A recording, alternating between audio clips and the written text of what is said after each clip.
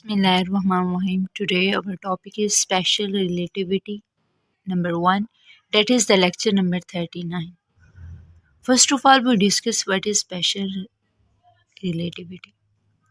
The special theory of relativity was created by Albert Einstein. सबसे पहले जो है अल्बर्ट आइंस्टाइन ने इसको क्रिएट किया when he was a very young man 1905, जब वो एक नौजवान था, एक मतलब अपनी नौजवानी की उम्र में था ना, तो उसने सबसे पहले जो है वो स्पेशल थ्योरी ऑफ रिलेटिविटी दी।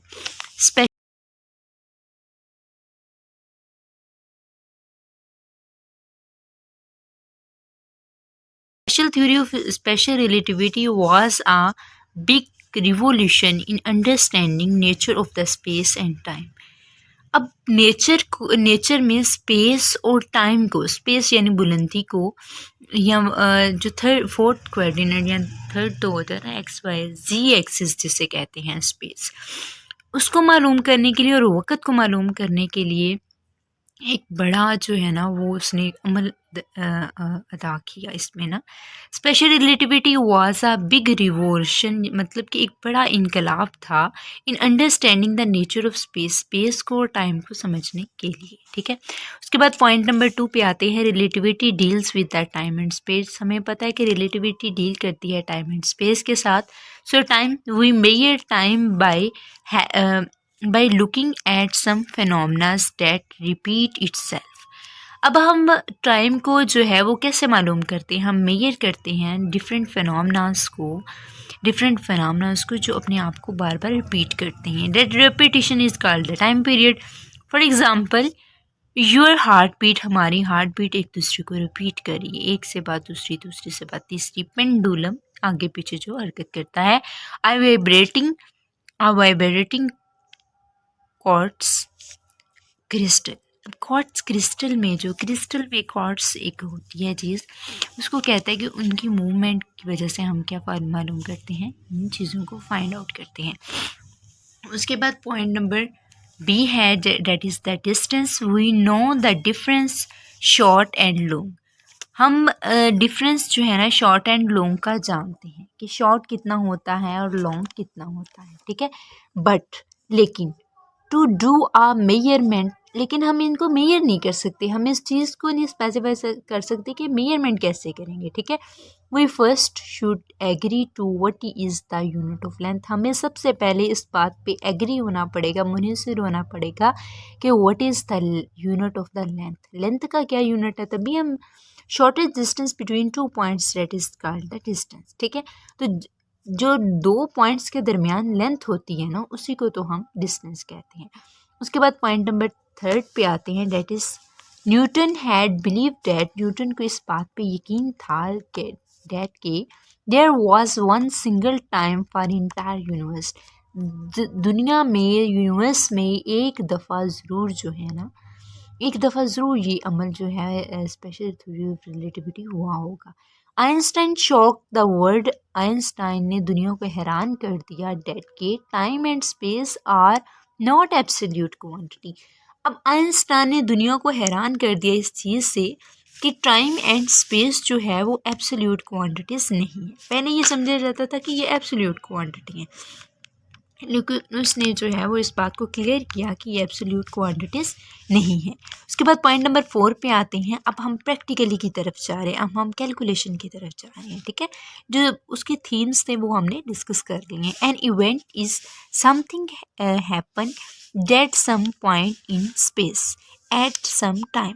वो कहते हैं कि कोई भी इंसिडेंट हुआ है, कोई भी काम हुआ है हमारे पास, उसमें किस में हुआ है, सम स्पेस में हुआ है और सम टाइम, उसने कुछ वक्त उसने लिया है with respect to the frame S. यानी अगर हम फर्ज करें कि हमारे पास फ्रेम एस है, द इवेंट पी एट, अब इवेंट कहाँ पे हो रहा है, एक्स वाई जी टी पे। इमेजिन हम फर्ज करते हैं कि अगर running the right fixed speed V से इन फ्रेम एस डैश। अब एक फ्रेम एस था और अब दूसरे पे हमने इमेजिन कर लिया कि हमारे पास फ्रेम जो है एस डैश है, उसके component X dash Y dash Z dash and T dash है। ठीक है, इसके ऑपोजिट। तो अब यहाँ पे देखेंगे फ्रेम एस और फ्रेम एस डैश जो है वो मैंने ड्रा करिए। यहाँ एस है तो एस डैश है, ये एक्स पॉइंट है, ये एक्स डैश पॉइंट है वी टी और ये पॉइंट है। वाई है तो वाई डैश है, जी है तो जी डैश है, और यहाँ से ये देखें पास करें एक पॉइंट पी के ऊपर। ये हमारी रियल फ्रेम है और ये हमारा इमेजिनरी फ्रेम है, ठीक है। ये ऐसे ही जो है ना वो इसको एक्सप्लेन करता है। सो एक्स डैश बराबर हो जाएगा एक्स माइनस वी टी के, वाई डैश वाई के, और जी डैश जी के इक्वल हो जाएगा, और टी डैश किसके, टी के। लेट्स का द ग्लेलियन कोऑर्डिनेट। ये क्या कहलाता है, ग्लेलियन कोऑर्डिनेट कहलाता है, ठीक है। ये कोऑर्डिनेट कौन से हैं, ग्लेलियन कोऑर्डिनेट। ये सारे कोऑर्डिनेट, ये जो सारे कोऑर्डिनेट हैं ये कौन से हैं, ग्लेलियन कोऑर्डिनेट है, ठीक है। ये ग्लेलियन हमारे जो है वो कोऑर्डिनेट है। उसके बाद पॉइंट नंबर 5 पे आते हैं, आर रोड। फॉर एग्जाम्पल हम एक रॉड हमारे पास है, यहाँ पे सॉरी रॉड लिखना था, और रॉड इज एट रेस्ट। एक रॉड है वो ऐसे मुनहसर है जैसे ये पड़ा हुआ रॉड इन एस फ्रेम में।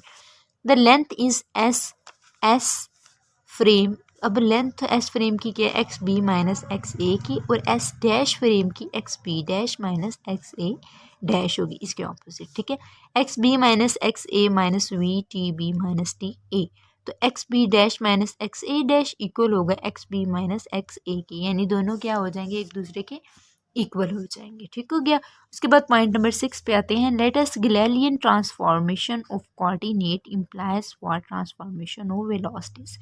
हम अब फर्ज करते हैं कि हमारी जो ट्रांसफॉर्मेशन कोऑर्डिनेट्स की थी उसको किस पे किया, हमने ट्रांसफॉर्मेशन ऑफ द वेलोसिटी पे उल्ट कर ली, यानी कि इनको इन पे ट्रांसफॉर्मेशन ऑफ द वेलोसिटीज पे यूज़ किया। एक लंबा एक्सप्रेशन है और ये इंपॉर्टेंट भी है। अब एक्स डैश बराबर हो गया एक्स माइनस वी, ठीक है। एक्स डैश जो है इसकी derivation d x dash by d t आ जाएगी, जो कि इक्वल होती है किसके, d x by D t minus we के, ठीक है। ये इसकी जगह पे, तो हमें पता है टी इक्वल होता है टी डैश के, तो d x dash by D t equal होगा d x dash by D t के, ठीक है। D x dash by D t equal होगा d x by D t, ये वाला फैक्टर इधर दोबारा लिख दिया। सो इसी तरह हमें D Y by D T dash जो है ये डी टी डैश है, ठीक है, बराबर होगा d v by D t के, d g dash by D T dash d g by D t, यानी एक डैश में है तो जो सिंपल है सेकेंड। बिल्कुल इसी तरह D x dash by D T dash को हम नाम दे देते हैं यू एक्स डैश का, और सिंपल को हम यू एक्स का नाम दे देते हैं। सो हमारा यू एक्स डैश जो है वो बराबर होगा यू एक्स माइनस वी के, and V Y dash U Y dash जो है वो बराबर होगा यू वाई के, और यू जी डैश बराबर होगा यू जी के, ठीक है। इसी तरह हम डी यू एक्स डैश जो है डी टी डैश बराबर होगा डी बाई डी टी के, so u x minus v equal होगा d u x by D t के। D u x dash by D T dash equal है d u x by D t के, and d u Y dash बराबर है d T dash बेटा है d u y by D t के, ठीक है। और इसी तरह ये कंडीशन जो है वो आ जाती है। उसके बाद पॉइंट नंबर 7 पे आते हैं, in which frame light travel at such speed. वो कहते हैं किस ऐसे फ्रेम में जो वो लाइट ट्रेवल करती है सच स्पीड में, या फिर if I run holding our torch, अगर मैं कोई टॉर्च जो है वो हाथ में पकड़ी हुई है, जैसे मैं ये पेंसिल हाथ में पकड़ लूँ और उसकी लाइट जो है वो जल रही है, ऑन है, ठीक है, light coming from torch also move faster. वो जो हम अगर भाग रहे हैं, हम चल रहे हैं, हम रन कर रहे हैं, तो वो जो उसके हाथ में जो लाइट टॉर्च है और उसकी लाइट ऑन है, क्या वो भी जल्दी जल्दी मूव कर रही है, फास्ट मूव कर रही है? Yes, if we use the formula for addition of velocity, वो कहते हैं अगर हम formula of addition of velocity use करें तो then 2.90792 multiply 10⁸ metre per second आ जाएगा। सो डैट हम पॉइंट नंबर 8 पे आते हैं। उसमें पॉइंट नंबर 8 में कहता है, आइंस्टाइन मेड 2 पास्टुलेट। आइंस्टाइन के 2 पास्टुलेट्स हैं। कौन से हैं? नंबर 1 में है, law of physics have same form in are internal inertial frame. वो कहते हैं कि तमाम इनर्शियल फ्रेम ऑफ रेफरेंस के अंदर लॉ ऑफ फिजिक्स जो है वो सेम एग्जिस्ट करेगा, मतलब एक ही यूज़ करेंगे आप तमाम इनर्शियल फ्रेम्स में। Speed of light in vacuum, हमारी अगर जो स्पीड है वो लाइट की वैक्यूम में है सेम वैल्यू, उसकी वैल्यू सेम होगी इन आर इनर्शियल सिस्टम। तमाम इनर्शियल सिस्टम के अंदर हमारी स्पीड ऑफ लाइट जो है वैक्यूम में वो सेम होगी, ठीक है। उसके बाद पॉइंट नंबर 9 पे आते हैं, जो कि एक एग्जांपल है। ऑब्जर्व व्हील क्लॉक ई। हम ऑब्जर्व करते हैं कि हमारे पास ऑब्जर्वर जो है वो क्लॉक ई है, सीज देख रहा है time T on clock P B पे। एक ऑब्जर्वर है, उसके पास क्लॉक ए है, वो टाइम देख रहा है बी पे, जो कि है 2:55 PM के, बट ही नो, वो जानता है लाइट टुक 5 मिनट, लेकिन वो जानता है कि लाइट जो है वो गुजरने के लिए, उसको आने के लिए 5 मिनट लगेंगे to travel B to A, B से ए की तरफ आने के लिए। सो ये देखिए ए से बी की तरफ आ रही है। सी हमारे पास लाइट है 3 × 10⁸ metre per second, and distance D जो है वो 9 × 10⁹ मीटर है, ठीक है। फार्मूला है डी ओवर सी का, तो इनको पुटिंग वैल्यूज़ करेंगे तो हमारे पास 300 सेकेंड आ जाएगा, यानी कि इक्वल किसके होगा 5 minute approximate. 300 second 5 minute approximate के इक्वल होते हैं। उसके बाद पॉइंट नंबर 10 पे आते हैं, जिसमें भी एक एग्जांपल है। A rail carriage has a bulb, हमारे पास एक रेल के ऊपर एक बल्ब लगा हुआ है, that fixed to the ceiling, जो फिर सीलिंग जो होती है ना हमारे, जैसे घरों की सीलिंग होती है उसके ऊपर फिक्स्ड है।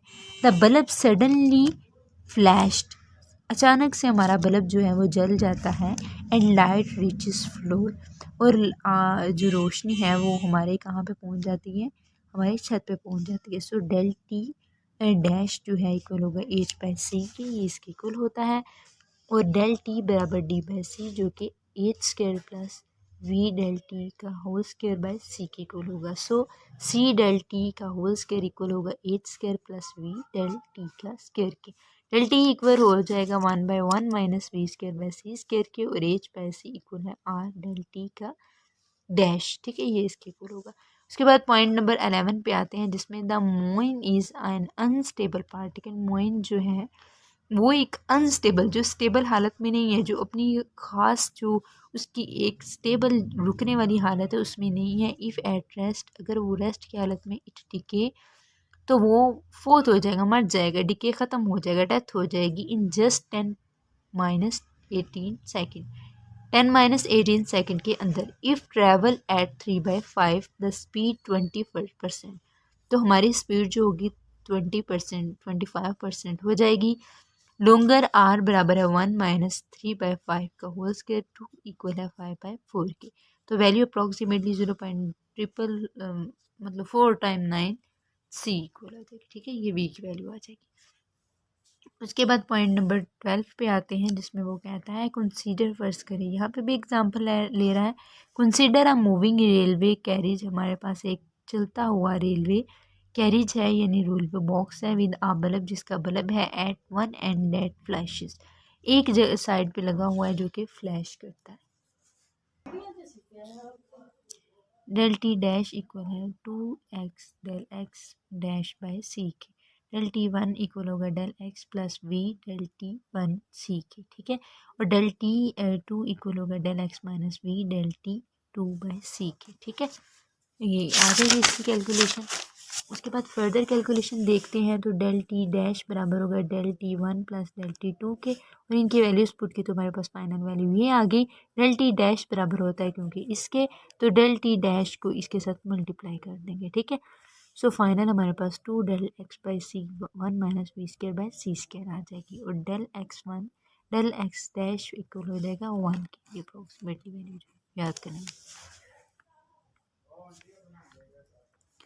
पॉइंट नंबर 13 पे आते हैं, an object shrink in direction of motion, अगर एक ऑब्जेक्ट जो है वो श्रिंक हो जाता है डायरेक्शन ऑफ मोशन में, the dimension perpendicular to velocity not contracted, तो इसकी वेलोसिटी जो है वो कंट्रैक्टेड नहीं होती है, लॉरेंस ट्रांसफॉर्मेशन। उसके बाद पॉइंट नंबर 14 है, जो कि लॉरेंस ट्रांसफॉर्मेशन है, और ये इंपॉर्टेंट हमारा पॉइंट है, जिसमें x बराबर होगा d प्लस वी टी के, x डैश बराबर हो जाएगा r x minus v t के, x डैश बराबर होगा d dash minus v t dash के, d डैश बराबर होगा x by omega, x equal होगा r x dash plus v t dash के, so r x minus v t plus v t dash की, so t dash बराबर हो जाएगा x t minus v by C² x के। यहाँ पे हमारा चैप्टर जो है वो कंप्लीट हो जाता है। उम्मीद करती हूँ कि यहाँ तक आपको अच्छे से समझ आ गई होगी, कॉन्सेप्ट्स क्लियर हो गए होंगे। और हम स्पेशल थ्योरी ऑफ रिलेटिविटी को अच्छे से समझ गए होंगे।